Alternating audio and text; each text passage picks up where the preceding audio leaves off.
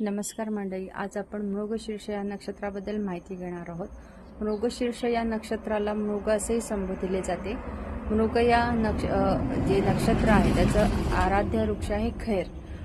आपल्या पत्रिकेमध्ये जेव्हा मंगळ खराब आहे असे जेव्हा ज्योतिषी सांगतात त्यावेळेला आपण मृगशीर्ष नक्षत्राचा जी आराध्य वृक्ष आहे खैर याची मूळ घ्यायची आहे आणि ती मूळ आपण लाल कपड्यामध्ये उजव्या हाताच्या मनगटावर धारण करायची आहे.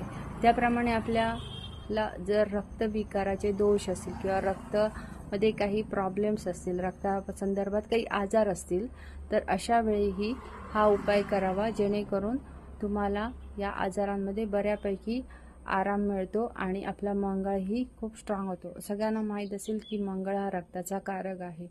तर अशा प्रकारे हे मृगशीर्ष आणि